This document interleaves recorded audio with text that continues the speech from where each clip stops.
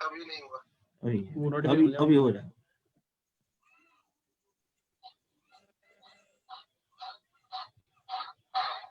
इसको कनेक्ट करो, इसको कनेक्ट।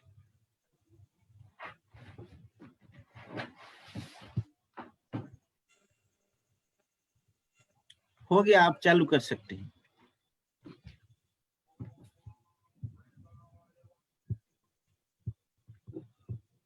परमात्मने प्रणतक्लेशनाशाय श्रीगोविन्दाय नमो नमः।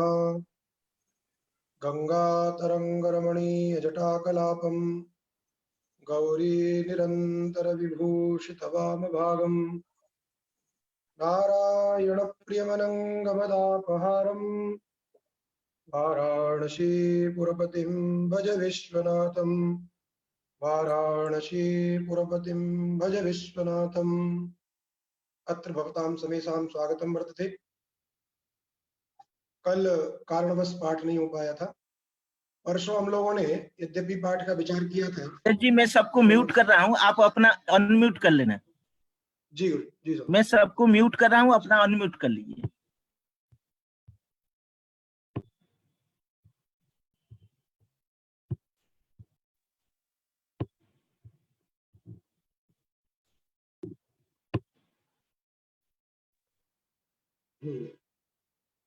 परसों का पाठ किसी कारणवश लाइव नहीं हो पाया था। कुछ लोग हैं जो जूम से नहीं जुड़ पा रहे हैं, वो लोग बार बार मैसेज कर रहे हैं, तो हम थोड़ा पुराना पाठ भी देखेंगे और नया पाठ भी देखेंगे, शीघ्रता के साथ में देखेंगे। तो प्रकरण का नाम है अजंत स्त्रीलिंग प्रकरण। इसमें स्त्रीलिंग शब्द होंगे, अर्थात शब्दों में स्त्री स्त्रीत्व जो लिंग है वो होगा, और सभी प्रत्ययों के अंत में अच प्रत्याहार उपस्थाप्य जो वर्ण है वो होंगे, और यू इत्यादि। इसलिए इस प्रकरण का नाम है अजंत स्त्रीलिंगा। अथ शब्द आरंभार्थक है, अर्थात इदानीम अजंत स्त्रीलिंग शब्दाः निरूप्यन्ते अथवा प्रतिपाद्यन्ते, इस प्रकार की एक क्रिया का अध्ययन करके ये वाक्य पूरा कर लेना। सबसे पहले इसमें रमा शब्द का निरूपण किया है। रमा शब्द की व्युत्पत्ति के विषय में नीचे 1 नंबर टिप्पणी में आप देखें अपनी पुस्तक में, वहां लिखा है रमते विष्णुना साकम। जो विष्णु के साथ में रमण करती है उसका नाम रमा है। जो आद्या शक्ति है, जिसको हम लक्ष्मी शब्द से भी व्यवहार करते हैं, उसी को रमा शब्द से भी कहा जाता है। उसमें पचाध्यक्ष करने के बाद स्त्रीत्व विवक्षा में टाप प्रत्यय करने पर रमा ये प्रातिपदिक बनता है। प्रातिपदिक संज्ञा करने के बाद में स्वादित्पत्ति होती है। जब प्रकृति प्रत्यय निष्पन्न शब्द रहता है तो इसकी प्रातिपदिक संज्ञा प्रत्यधिक समासाष्ट से होगी, और केवल अर्थवत मान के करेंगे तो इसकी प्रातिपदिक संज्ञा अर्थवत सूत्र से होगी। ये ध्यान रखना है। रमा शब्द से प्रथमा एक वचन में सुविभक्ति लाइए, रमासु, और सु का हल्के आदि लोप कर दीजिए तो बनेगा रमा। इसके बाद में रमा शब्द से प्रथमा द्विवचन में औ विभक्ति, रमा औ, और सूत्र है औंग आपह, औंग आपह। अर्थ है सूत्र का अंगस्य का अधिकार है, आपह पंचम्यंत है। तद अन्वय अनुरोध के कारण अंगस्य की षष्ठी को भी पंचमी में परिणाम कर देते हैं, और तदंत विधि करने के बाद में सूत्रार्थ होता है आवंताद अंगात परस्य औंगः सी स्यात्। आवंत अंग से परे, आवंत अंग से परे औंग को सी आदेश होता है। औंग किसे कहते हैं? तो कहा औंग इति औकार विभक्ते संज्ञा। औंग किसका नाम है? तो कहा जो औकार विभक्ति है। औकार विभक्ति का तात्पर्य है या तो औकार घटित अथवा अवशिष्ट, क्योंकि औट जो प्रत्यय है उसमें केवल औ शेष रहता है, और सुऔ में जो औ है वो भी शेष है, इसलिए सीधे सीधे कहें तो औ भी कह सकते हैं। अथवा यदि अनुबंध विशिष्ट से तात्पर्य है विभक्ति में तो औ घटित कह सकते हैं, और स्व स्व से घटित होता है, इसलिए औ और औट दोनों का ही बोध औंग कहने से हो जाएगा। इसलिए कह दिया औंग इति औकार विभक्ते संज्ञा, इसलिए औ के स्थान पे सी हो जाएगा, तो बनेगा रमा सी सौ की संज्ञा लशक पद्धति रमा ई आदि गुण से गुण रमे। रमा रमे, इसके बाद में रमा, रमा शब्द से जस विभक्ति रमा जस। अब यहाँ पे ध्यान देना है आपको, यद्यपि यहाँ प्रथमयो पुरुष वर्ण सूत्र के द्वारा पुरुष वर्ण दीर्घ प्राप्त है, लेकिन सूत्र आपने पीछे पढ़ा है दीर्घा जस ज, दीर्घ से जस और इच परे रहने पर पुरुष वर्ण नहीं होता है, तो दीर्घ से जस परे है इसलिए पुरुष वर्ण का निषेध हो जाएगा। तो क्या होगा, अक सवर्ण से दीर्घ कर दीजिए और सकार को ऋत्व सर कर दीजिए, बन जाएगा रमा, रमा रमे रमा, रमाम। रमाम बनाने से पहले संबोधन का रूप ये दे रहे हैं सुजस, क्योंकि उसी के समीप में है, इसलिए संबोधन में हे रमा सु, हे रमा सु, और सूत्र है संबुद्धौ च, आप एकार स्यात् संबुद्धौ, आपको एकार आदेश होता है संबुद्धि विभक्ति के परे रहते।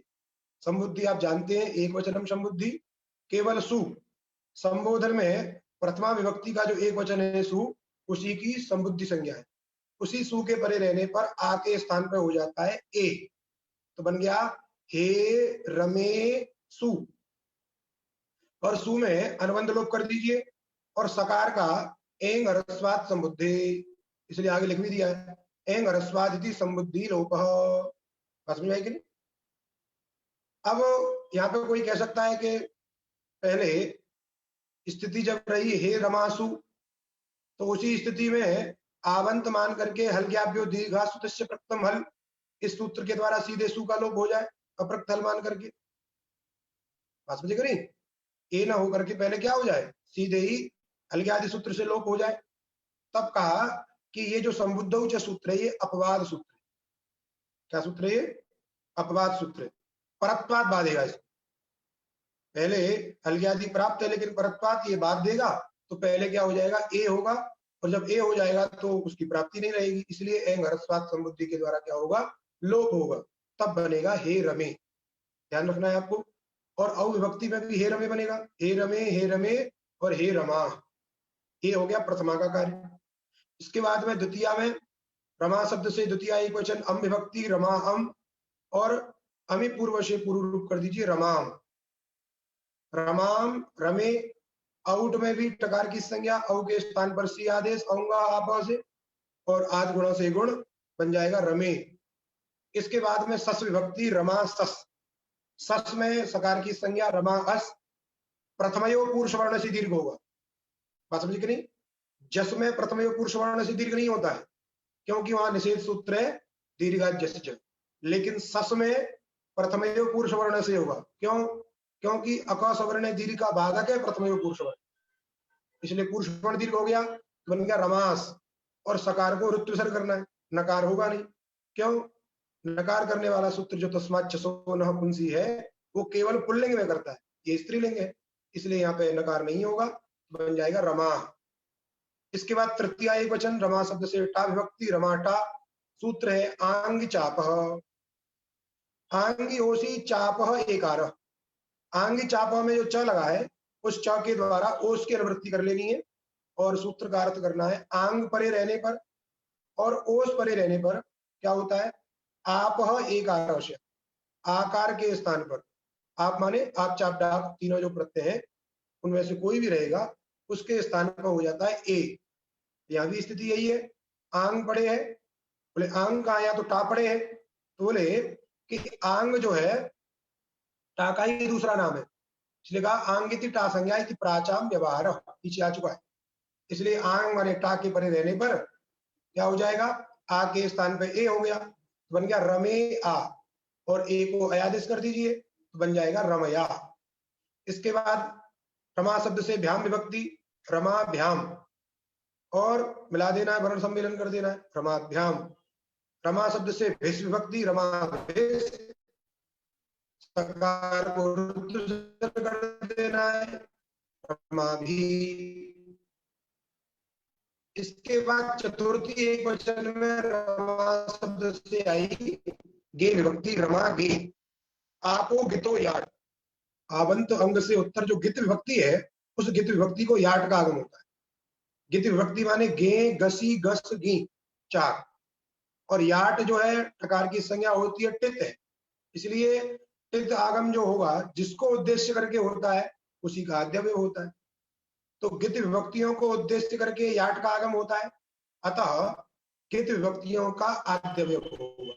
जैसे स्थिति है रमा ए, रमा गे माने रमा ए, और याट हो गया तो टकार की संज्ञा तो ए के पहले आ जाएगा या, बन गया रमा या ए, रमा या ए। और आ, या में जो आ है और ए जो चतुर्थी एक वचन है उसमें कर दीजिए वृद्धि रेची से वृद्धि, तो बन गया आई, मिला दीजिए रमा यही। बात समझ में आई? यहाँ याट में ध्यान देना है कि आपको आटस्थ सूत्र के द्वारा वृद्धि नहीं करनी। क्यों? जो आटस्थ सूत्र के द्वारा वृद्धि होती है वो 8 के रहने पर होती है, यहाँ पे 8 नहीं है, यहाँ पे है याट। आप कहोगे याट के अंदर तो 8 है ही है, याट के अंदर तो 8 सुनाई दे रहा है, लेकिन जब याट के अंदर जो 8 सुनाई दे रहा है वो 8 अनर्थक है, दोनों अलग अलग है। इसीलिए याट घटक 8 को लेकर के आटस्थ सूत्र के द्वारा वृद्धि नहीं होगी, अपितु वृद्धिरेचि सूत्र के द्वारा वृद्धि होगी। इसलिए 4 नंबर टिप्पणी में लिख दिया है वृद्धिरेचि इत्यनेन इत्यर्थः। और आगे भी एक दूसरा आगम आने वाला है स्याट, वहां भी यही समझना है, वहां पर भी वृद्धिरेचि सूत्र के द्वारा वृद्धि होगी, इस बात को ध्यान में रखना।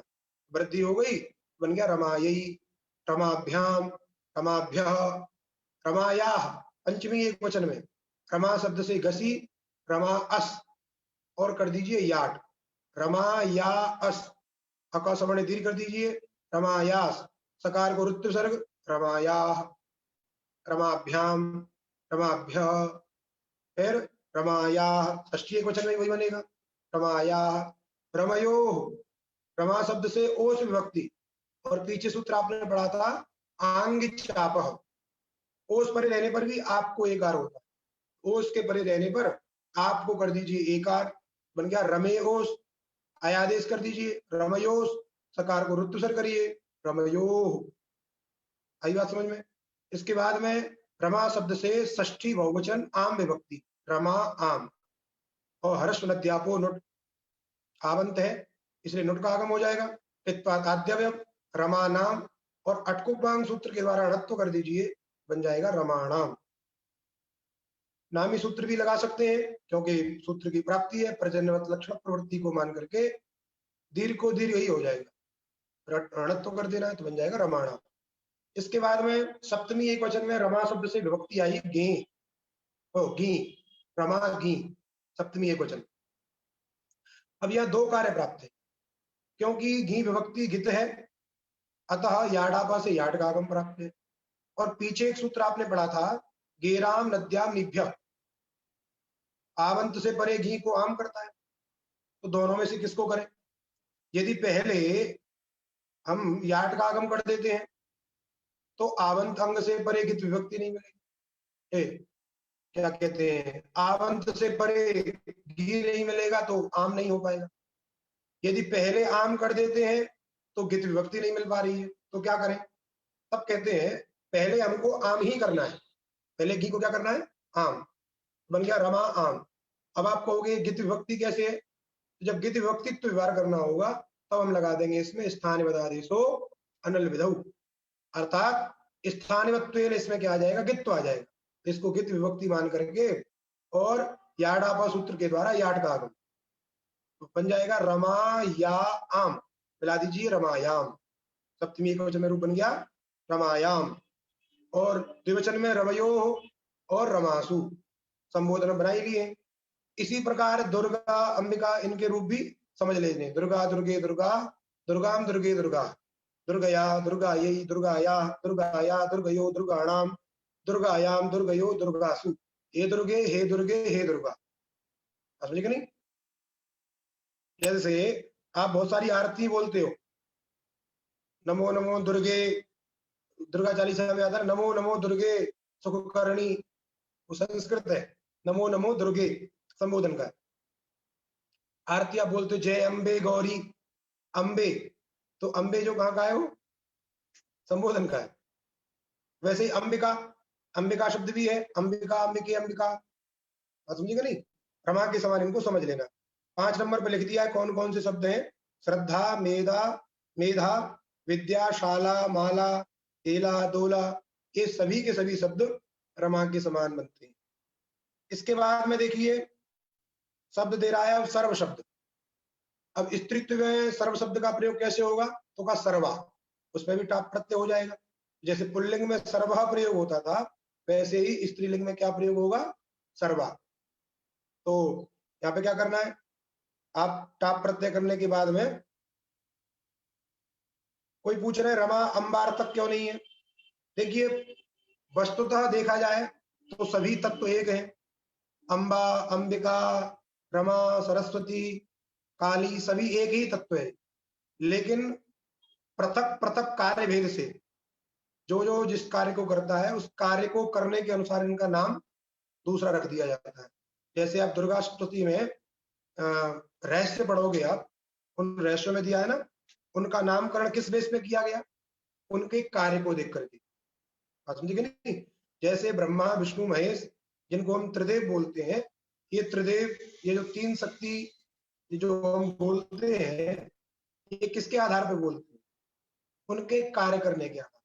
वस्तुतः वो तत्व जो है एक ही है, समझे नहीं, क्योंकि परमात्मा एक एवं, परमात्मा तो एक ही है, उसकी जो अनुभूति है जिसको जिस रूप में हो रही है, किसी को कृष्ण के रूप में हो रही है, किसी को विष्णु के रूप में हो रही है, और उनके कार्यों को देख करके जैसा कि पुराणों में वर्णन है उसके अनुसार उनका नाम अलग अलग रख दिया गया है।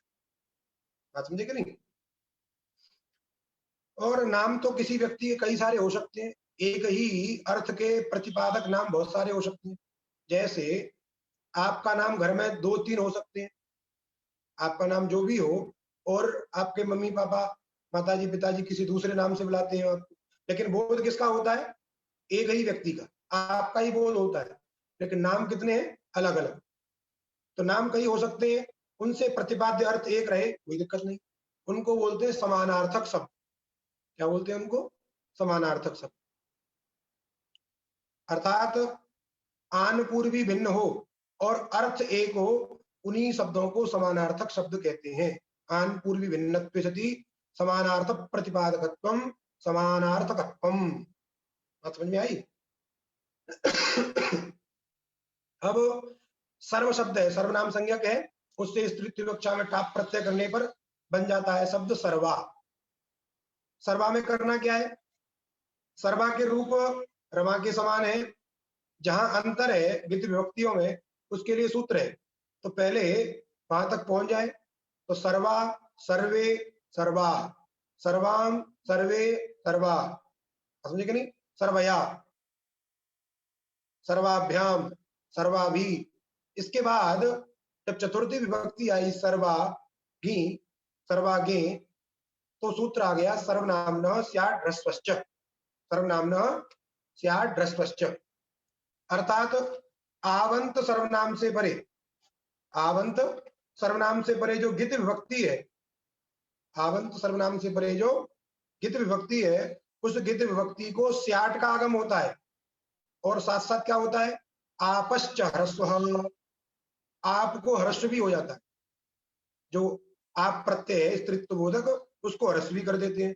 जैसे सर्वा में आप प्रत्यय है तो गित विभक्ति को स्याट का आगम करिए, टित है तो आद्यव्यय होगा, तो सर्वा स्या, और आप ह्रस्व कर दीजिए सर्व, तो क्या बन जाएगा, सर्व स्या ए, और वृद्धिरेश से वृद्धि कर देनी है तो बन जाएगा सर्वस्यै, सर्वस्यै, सर्वाभ्याम, सर्वाभ्य, सर्वस्याः, सर्व गसी, सर्व अस, सर्व ओ सर्व नहीं, सर्वा, सर्वा गसी, सर्वा अस, और स्याट का आगम करिए, आपको ह्रस्व करिए, बन गया सर्व स्या अस, अकस्वर्ण दीर्घ करिए, सर्वस्यास, सकार को ऋतु सर्ग, सर्वस्याः, सर्वाभ्याम, सर्वाभ्यः, फिर षष्ठी एक वचन वही, सर्वस्याः, सर्वयोः, प्रमयोः की तरह, सर्वयोः हो से लग जाएगा, सर्वयोः, और सर्वासाम, आम ही सर्वनाम सुट के द्वारा यहाँ पे क्या हो जाएगा,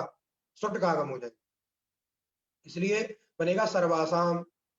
और सर्वस्याम, सर्वा शब्द से सप्तमी एक वचन में विभक्ति आई, गी विभक्ति, सर्वा गी, और गी आने पर क्या करना है, पहले करना है आपको आम, गेराम नद्याम निभ्य, और उस आम को स्थानिवत द्वारा गित विभक्ति मान करके, स्थानिवत द्वारा गित विभक्ति मान करके फिर कर देना है स्याट का आगम, और आपको ह्रस्व क्या बन जाएगा, सर्वस्याम, सर्वयो, सर्वासु, हे सर्वे, हे सर्वे, हे सर्वा।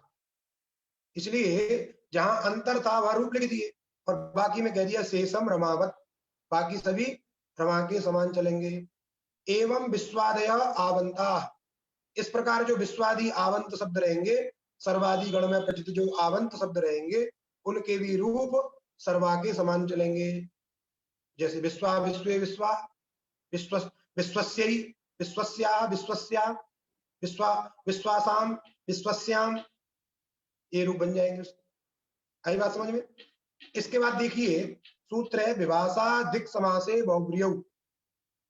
ये सूत्र समझ लीजिए क्या करता है, ये विकल्प से सर्वनाम संज्ञा करता है।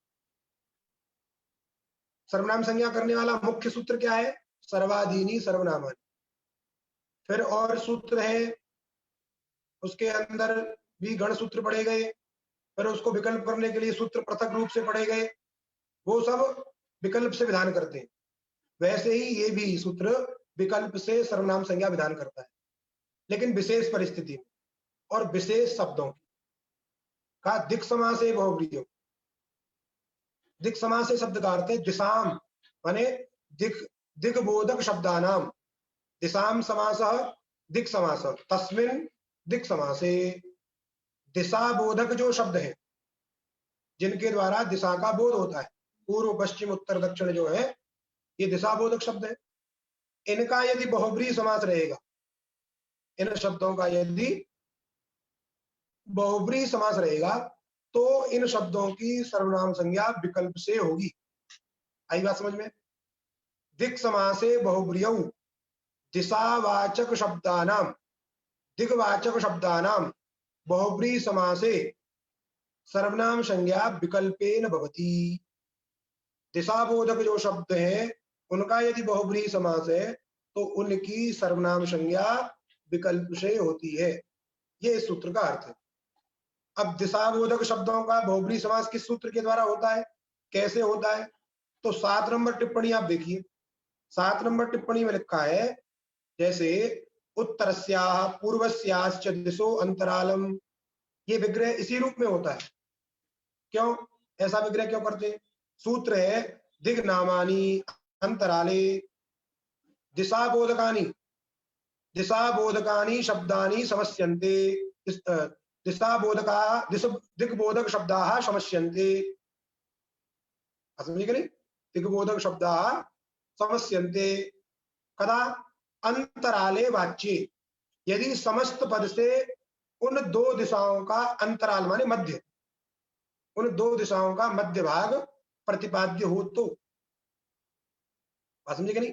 जैसे जो हमने बताया था कोण, जैसे 4 दिशाएं मुख्य होती है और कुछ उपदिशाएं होती है चारों के कोने में, पूर्व उत्तर के कोने में, पूर्व दक्षिण के कोने में, दक्षिण पश्चिम के कोने में, पश्चिम उत्तर के कोने में, उत्तर पूर्व के कोने में, जो कोण होते हैं, नैऋत्य ईशान वायव्य इत्यादि जो है, इन कोणों को बताने के लिए, इन कोणों को बताने के लिए इस प्रकार का समास किया जाता है। सूत्र है दिग्नामानि अंतराले दिग्बोधक शब्दाः समस्यन्ते अंतराले वाच्ये। ये बहुब्रीहि समास करता है। उनका विग्रह इसी रूप में होता है, उत्तरस्याः पूर्वस्याश्च दिशो अंतराल, अर्थात उत्तर और पूर्व के मध्य का जो भाग है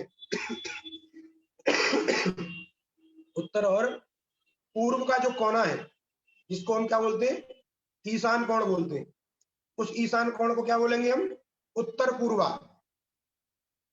संस्कृत में क्या बोल सकते हैं उसको, यदि आपको ईशान कोण नाम में नहीं आ रहा है, या ध्यान में आ रहा है, तो आप बोल दीजिए उत्तर पूर्वा। अर्थात उत्तर और पूर्व के मध्य का जो भाग है, कौन है वो, ईशान है। इसीलिए उत्तरस्याश्च पूर्वस्याश्च दिशो अंतरालम। वैसे ही और करना होगा आपको, पूर्वस्याश्च दक्षिणस्याश्च दिशो अंतरालम, दक्षिणस्याश्च पश्चिमायाश्च अंतरालम, ऐसे करके भी आप शब्द बना सकते हैं। आई बात समझ में? तो उन शब्दों की जो सर्वनाम संज्ञा होगी, दिग्वाचक शब्दों की, वो सर्वनाम संज्ञा इस प्रकार का समास रहने पर वो सर्वनाम संज्ञा विकल्प से होती है। तो एक बार जब सर्वनाम संज्ञा होगी तो सर्वा के समान रूप बनेंगे, और सर्वनाम संज्ञा नहीं होगी तो रमा के समान रूप चलेंगे। तो दो दो रूप बनेंगे इनमें। बाकी अंतर कहाँ आना है? अंतर आना है आपको गित विभक्तियों। क्यों? गित विभक्तियों में ही आपको स्याट और याट का आगम करना है। जब सर्वनाम संज्ञा नहीं है तो याट का आगम होता है, और जब सर्वनाम संज्ञा रहती है तो स्याट का आगम होता है। इसलिए वही अंतर है, बाकी कहीं अंतर नहीं। इसलिए उन्हीं रूपों को बताया है, उत्तर पूर्वस्य ही उत्तर पूर्वाय ही। दो रूप लिख दिया चतुर्थी एक वचन में। उत्तर पूर्वस्य ही जब सर्वनाम संज्ञा हो गई स्याट का आगम हो गया, और जब सर्वनाम संज्ञा नहीं हुई तो याट का आगम हो गया, उत्तर पूर्वाय ही। उत्तर पूर्वस्या उत्तर पूर्वाया, उत्तर पूर्वस्याम उत्तर पूर्वायाम। इस प्रकार से इन शब्दों को समझ लेना। आई बात समझ में? और कहीं अंतर नहीं है। गित विभक्तियों में अंतर है क्योंकि वही सूत्र लगना है, सर्वनाम न स्यात् ड्रस्वश्च, बाकी कोई अंतर नहीं। उधर भी सर्वा में सर्वासाम बनता था, तो यहाँ पर भी उत्तर पूर्वाशाम बन जाएगा। समझे कि नहीं? अब एक वार्तिक दे रहे, तीयस्येति वा सर्वनाम संज्ञा। तीय प्रत्यांत जो शब्द है, स्त्रीत्व बोधक शब्द, उनकी भी सर्वनाम संज्ञा विकल्प से होती है। तीय प्रत्यांत जो स्त्रीत्व बोधक शब्द है उनकी भी सर्वनाम संज्ञा विकल्प से होती है। जैसे द्वितीया, द्वितीया शब्द है, तीय प्रत्यांत है, द्वेष्तीय और टाप प्रत्यय, इसलिए आवंत होने कारण स्त्रीलिंग है, इसलिए इसकी भी सर्वनाम संज्ञा विकल्प से हो जाएगी। तो यहाँ पर भी ये भी सर्वनाम संज्ञक है, तो एक बार स्याट का आगम होगा। जब सर्वनाम संज्ञा नहीं होगी तो याट का आगम होगा।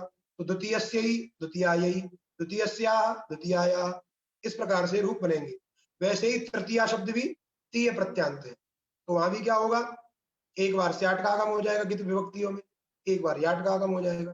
तृतीयस्य ही तृतीयायै, तृतीयस्याः तृतीयायाः, तृतीयस्याम तृतीयायाम, ये अंतर आएगा रूप में।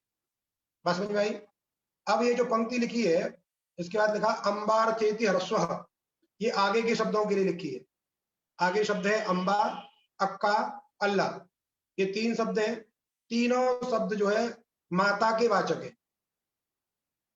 तीनों शब्द माता के वाचक है, अंबा के वाचक है। इसीलिए अंबा के वाचक होने के कारण, अंबा से तात्पर्य क्या है यहाँ पे? अंबा माने जो पराम्बा वाली वो नहीं लेना है, अंबा माने जो माता, पुत्र की जो माता होती है, क्योंकि माता तो देवी जो होती है दुर्गा जी, उनको भी माता जी बोलते हैं, अंबा।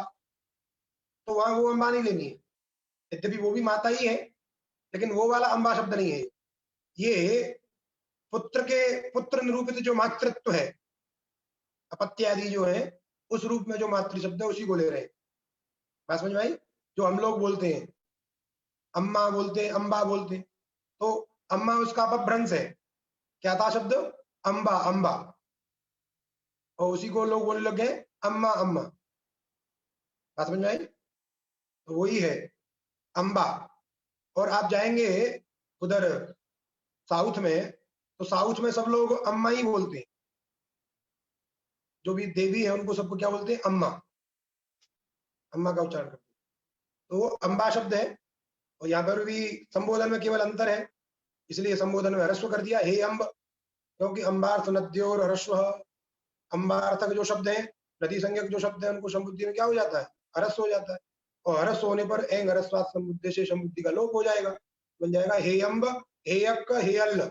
ये तीनों माता के वाचक है, और बाकी सभी के सभी रूप रमा के समान, अंबा, अम्बे, अम्बा, अंबा, अम्बे, अम्बा। इसके बाद में जरा शब्द देखिए, जरा के स्थान पर जरस आदेश होता है। सूत्र है जराया जरसन्न तरस्याम, जराया जरसन्न तरस्याम। अब यहाँ पर परिभाषा का कोई विषय नहीं है, क्योंकि वहां निर्जर शब्द था, तब वहां पर परिभाषा की आवश्यकता थी। यहाँ तो सीधे साक्षात जरा शब्द ही है, इसलिए यहाँ पर परिभाषाओं की आवश्यकता नहीं है, सीधे जरा के स्थान पर जरस हो जाएगा, तो अजादि विभक्तियों में जरसो इत्यादि रूप बन जाएंगे, बाकी सर्वत्र प्रमा के समान बन जाएंगे। तो जरा, जरे, जरा, उधर जो है अजादि विभक्ति रहने पर जरसऊ, जरसह, आइए समझ में, जरसम, और विकल्प से होता है वो, इसलिए एक बार जरस वाले रूप बन जाएंगे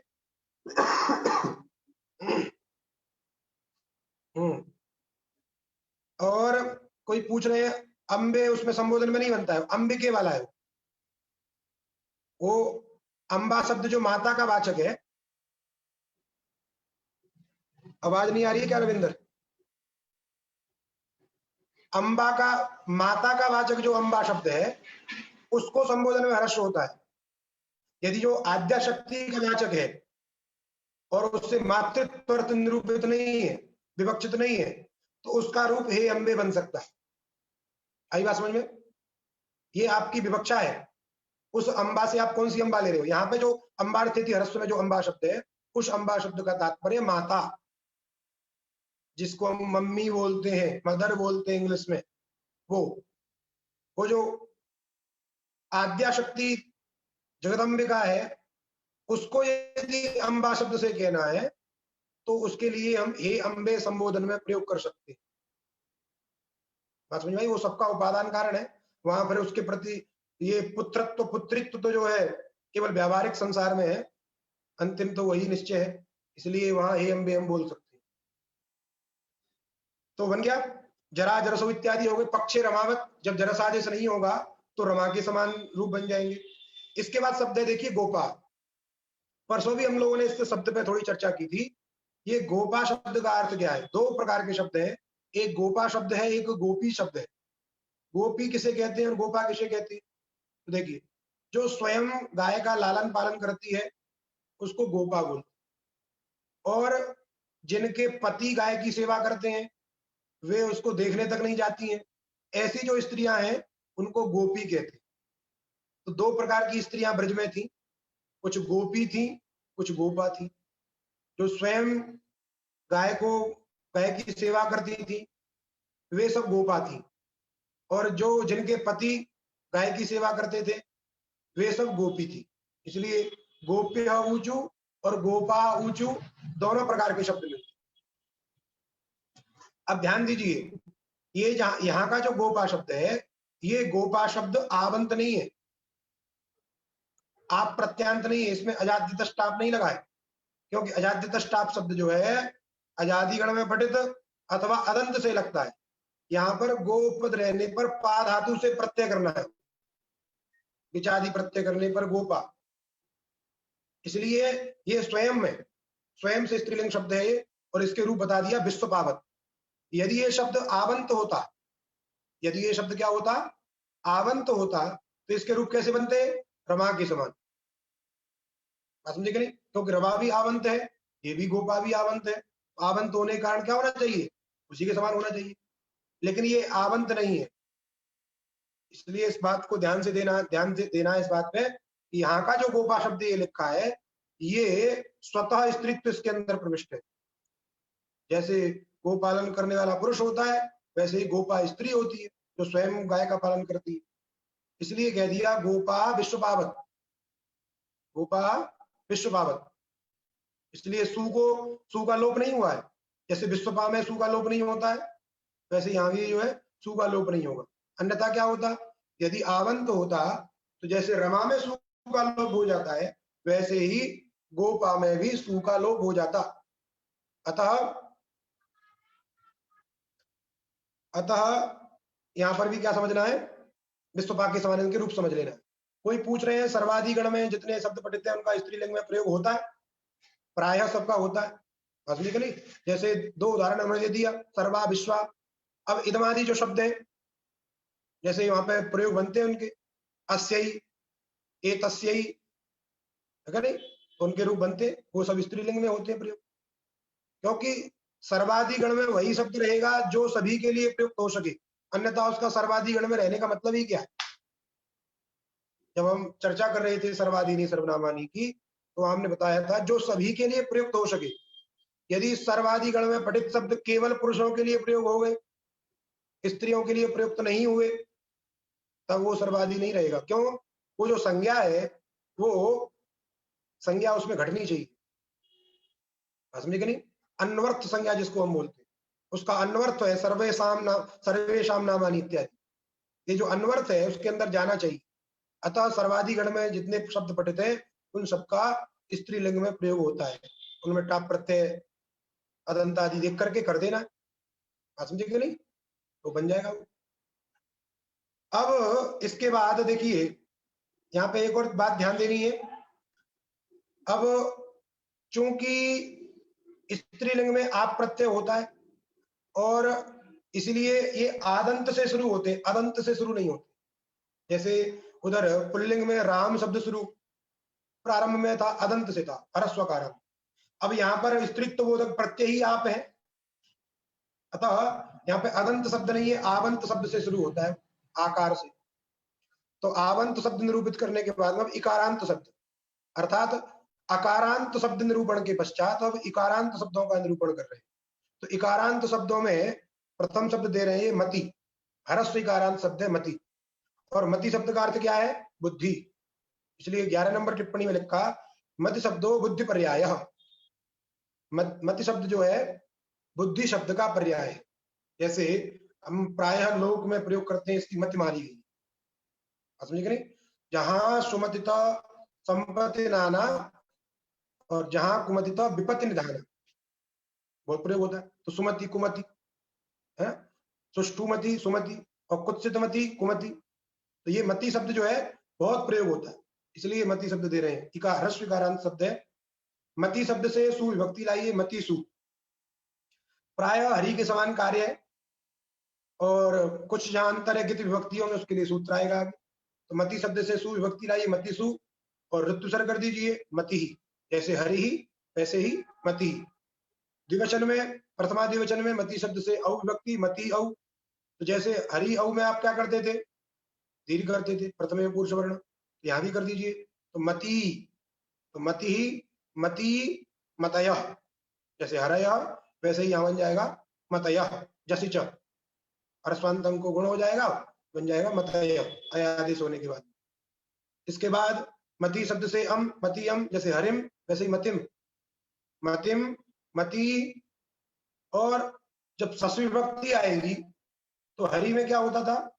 हरि शब्द से सस विभक्ति आने पर दीर्घ करने के पश्चात में सकार को नकार कर देते, तो हरिन। वैसे यहाँ पे मतीन नहीं होगा, क्यों? क्योंकि ये पुल्लिंग शब्द नहीं है, स्त्रीलिंग शब्द है, अतः पुरुष वर्ण दीर्घ तो होगा लेकिन नकार नहीं होगा, तो सकार को ऋत्व विसर्ग हो जाएगा, तो बनेगा मती। वही ये द्वितीय बहुवचन का रूप लिखा है आपकी पुस्तक में, मती द्वितीय बहुवचन से रूपमिदम, ये द्वितीय बहुवचन का रूप है। आई बात समझ में?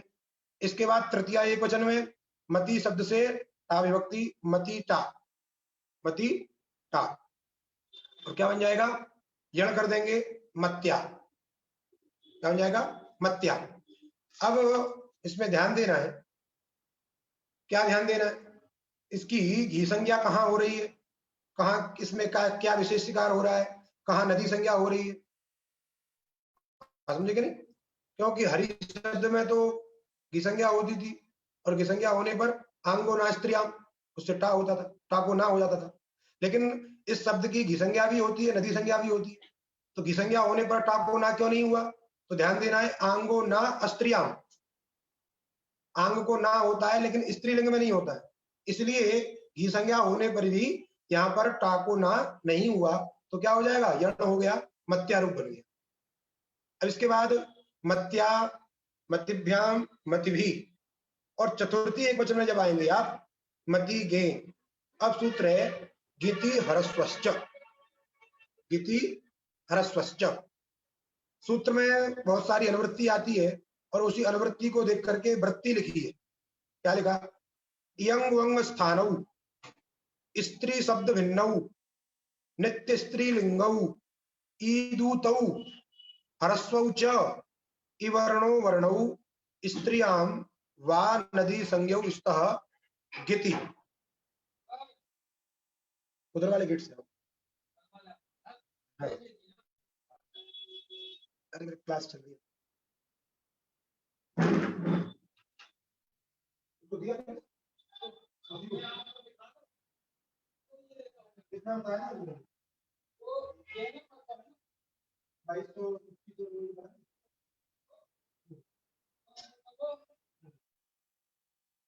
और ठीक है, दे दो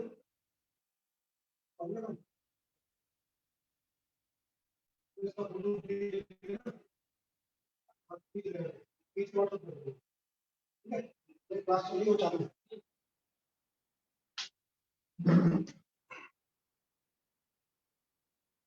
हाँ तो अर्थ इसका कर रहे हैं, यंगोंग स्थानौ स्त्री शब्द भिन्नौ नित्य स्त्रीलिंगौ ईदूतौ हरस्तौ चैव वर्णो वर्णौ स्त्रियां वा नदी संज्ञौ स्तो गिद्धि। तो ये सारी अनुवृत्ति अपवाद सूत्रों को देख करके, अन्य अन्य सूत्रों जो नदी संज्ञा करने वाला उन सूत्रों को देख करके उसके बाद का सूत्र है, बात समझ में आई? क्योंकि इसके 4 का, फिर 5 का वामी सूत्र है, उसके बाद 1 4 6 का ये सूत्र है, नदी भी सूत्र का है। इन सबको देख करके और निष्कर्ष निकाला, अर्थात जो ई है इनको क्या होना चाहिए, ई और उ, इयंग वंग स्थानम, वहां इयंग और उवंग की प्राप्ति होनी चाहिए।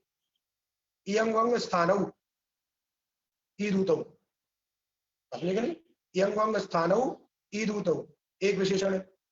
दूसरा स्त्री शब्द भिन्न, स्त्री शब्द भी ईकारांत है, जिसके रूप स्त्री स्त्री और स्त्री जो रूप बनते हैं, तो स्त्री शब्द भी तो ईकारांत है, लेकिन कह रहे हैं उसको छोड़ देना है। स्त्री शब्द भिन्न ईदूतौ, और कैसे ईदूतौ, नित्य स्त्रीलिंग ईदूतौ, बात समझिए नहीं? ये दीर्घ ईकारांत उकारांत की बात हुई, उनके विशेषण पहले एक तरफ से बताया, इयंग स्थानौ ईदूतौ, स्त्री शब्द भिन्न ईदूतौ, नित्य स्त्रीलिंग ईदूतौ। उसके बाद दूसरा कह दिया हरस्तौ च वर्णो वर्ण, हरस्त जो ई वर्ण और उवर्ण उनकी भी स्त्रीलिंग में विकल्प से नदी संज्ञा होती है, कित विभक्ति के परे रहे। आई बात समझ में? जो नदी संज्ञा यूस्त्राख्य नदी सूत्र के द्वारा नित्य प्राप्त थी, क्योंकि यूस्त्राख्य नदी ईदंत उदंत की नदी संज्ञा करता है, दीर्घ ईकारांत दीर्घ उकारांत की करता है और नित्य करता है। ये सूत्र क्या कह रहा है, यदि इस प्रकार की स्थिति है, इयंग स्थानी, इयंग के स्थानीय है, अर्थात इयंग की प्राप्ति है, स्त्री शब्द से भिन्न है और नित्य स्त्रीलिंग शब्द है, दीर्घ ईकारांत अथवा दीर्घ उकारांत, तो उस शब्द की स्त्रीलिंग में नदी संज्ञा गित विभक्ति के परे रहते विकल्प से हो। साथ साथ ये तो हुआ प्राप्त अंश का विकल्प विधान, जो यूस्त्राख्य नदी सूत्र के द्वारा नदी संज्ञा प्राप्त थी, यूस्त्राख्य नदी सूत्र के द्वारा जो प्राप्त नदी संज्ञा थी, उसी को इसने विकल्प किया है और एक अंश में और बढ़ा दिया, हरस्तौ च वर्णो वर्णो, हरस्व जो ईकार उकार है अर्थात वर्णांत वर्णांत शब्द है, उनकी भी ये नदी संज्ञा गित विभक्तियों में विकल्प से करता है। आई बात समझ में? इसलिए कह दिया हरस्व च वर्णो वर्णो, इनकी क्या होगी, नदी संज्ञा गित विभक्तियों के परे रहते विकल्प से होगी। और जब नदी संज्ञा नहीं होगी हरस्व ईकारांत उकारांत की, तो की संज्ञा होगी, क्योंकि शेष होगी घिसगी, क्योंकि वहां पे शेष किसके लिए रखा, जो नदी संज्ञा से रह गए, क्योंकि दीर्घ ईकार दीर्घ उकार की नदी संज्ञा यूस्त्राख्य क्यों करता है, अतः उससे शेष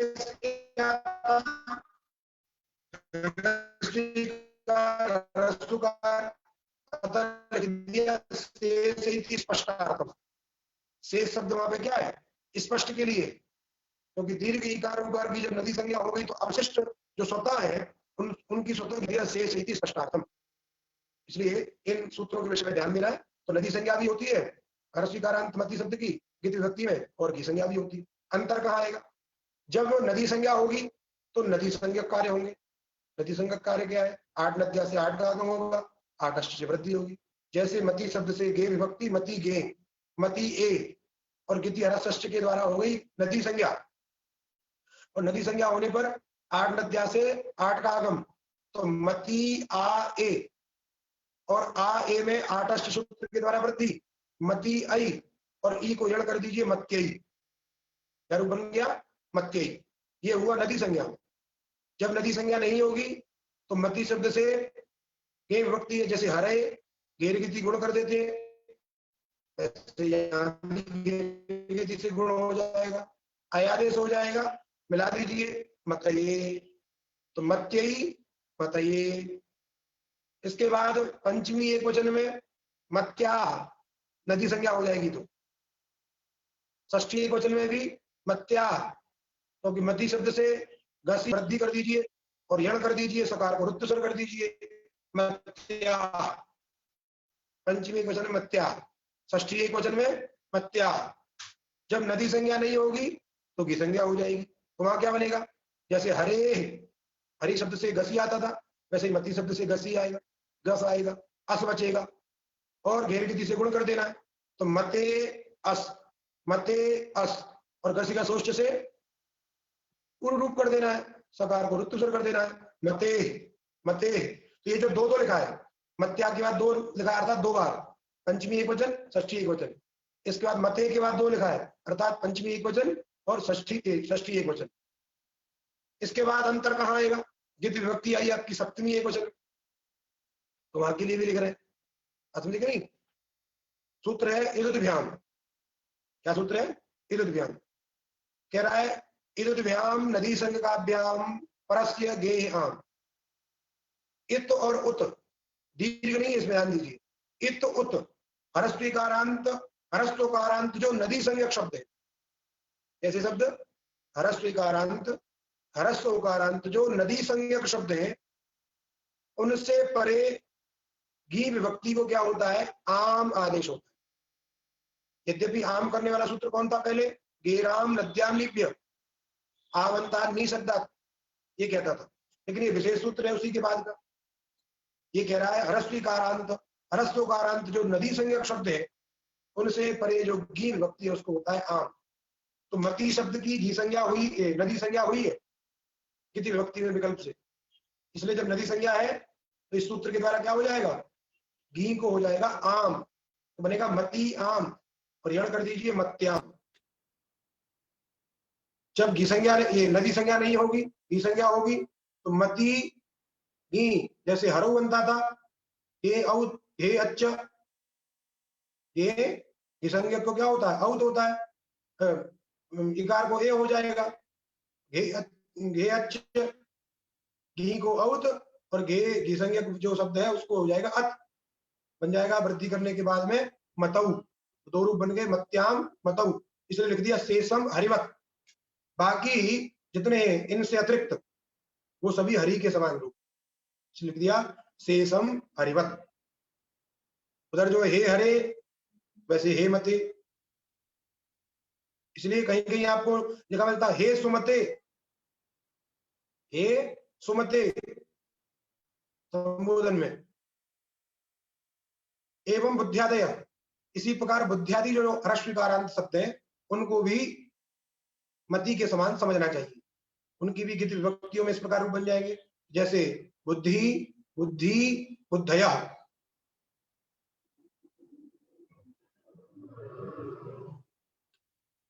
बुद्धि, बुद्धि, बुद्धया, बुद्धिम, बुद्धि, बुद्धि, बुद्ध्या, इसलिए कहते हैं बुद्ध्यारूढ़, बुद्ध्या, बुद्ध्या।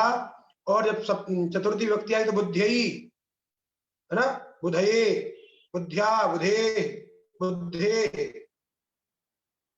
नहीं, और बन जाएगा उधर बुद्ध्याम, बुद्ध्याम नागच्छति, बुद्धि में नहीं आ रहा है, अथवा बुद्धौ नागच्छति, दोनों प्रयोग कर सकते हैं।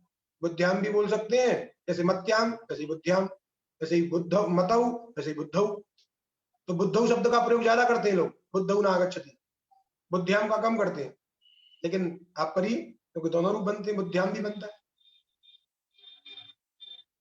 2 नंबर टिप्पणी पे और भी शब्द दिए हैं, देखिए। आदिना मति, भूति, धृति, कांति, गति, रुचि, दीप्ति, श्रुति, स्मृति इत्यादि शब्द भी मति शब्द के समान ही बनेंगे। इनके रूप आप बनाइए, देखिए, जहां कुछ दिक्कत हो वहां आप कलम को बताइएगा। आई बात समझ में? आज का पाठ यहीं विराम करेंगे, आगे दूसरा शब्द है उनको एक साथ पढ़ना होगा। कुछ पूछना हो बताए, अभी एक ने कुछ पूछा था हम देख नहीं पाए।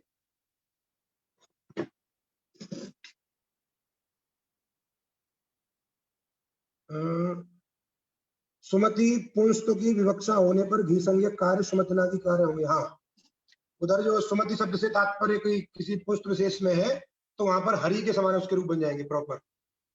आई बात समझ में? और कोई किसी को जिज्ञासा? गिति ह्रस्वश्च का अर्थ एक बार, गिति ह्रस्वश्च का अर्थ देखिए, पहले तो दीर्घ ईकार उकार का अर्थ समझिए। अर्थात दीर्घ ईकारांत उकारांत शब्द की स्थिति कैसी हो, जो भी दीर्घ ईकारांत उकारांत शब्द हो उनमें क्या होना चाहिए, वहां पर सबसे पहले यंग और उंग की प्राप्ति होनी चाहिए। जैसे आप दृष्टांत के लिए स्त्री शब्द ले लें, लेकिन यहाँ पे स्त्री शब्द भिन्न दिया है तो इसलिए उसको छूट जाता है। नी शब्द ले लें आप, नी नियोनी इत्यादि आगे आएंगे शब्द, जो शब्द है दीर्घ ईकारांत शब्द है, वहां पर क्या होता है। श्री शब्द जैसे ले लें, श्री, श्री शब्द क्या है, दीर्घ ईकारांत है, यंग यंग की प्राप्ति है, स्त्री शब्द से भिन्न है, उसकी क्या होगी, गित विभक्तियों विकल्प से जो है नदी संज्ञा होनी चाहिए। बात समझे कि नहीं? आगे वो प्रकरण आएगा सभी, श्री इत्यादि जो आ रहा है उसका निषेध केवल कर देते हैं, वो आगे सूत्र है वो इसलिए, लेकिन इनको समझना है। अर्थात दीर्घ ईकारांत उकारांत शब्द यदि है तो उनकी स्थिति कैसी होनी चाहिए, वहां यंग की प्राप्ति अथवा उंग की प्राप्ति, ईकारांत स्थल में यंग की प्राप्ति, उकारांत स्थल में उंग की प्राप्ति, और स्त्री शब्द से भिन्न जो दीर्घ ईकारांत उकारांत शब्द ऐसे। और दूसरा अर्थ किया ह्रस्वौच, ह्रस्व ईकारांत उकारांत शब्द, तो ये जो यंग वंग स्थानो स्त्री शब्द भिन्न इत्यादि है, ये सब दीर्घ ईकारांत उकारांत के लिए। और ह्रस्व जो वर्णांत वर्णांत है उनकी भी क्या होती है, गित विभक्तियों के बने रहते नदी संज्ञा विकल्प से होती है। आई बात समझ में? इस प्रकार आपको समझ लेना, जहां कोई दिक्कत हो बताइएगा। दुर्गेश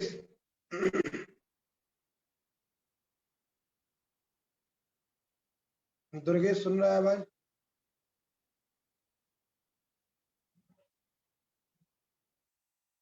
हाँ, बंद कर दो यहीं।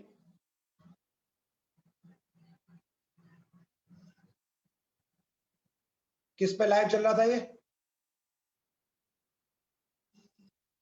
अरे आवाज तो खोल अपनी, म्यूट खोल।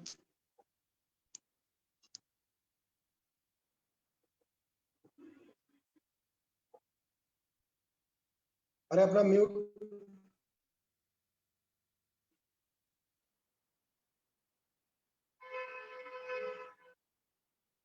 आवाज नहीं आ रही थी।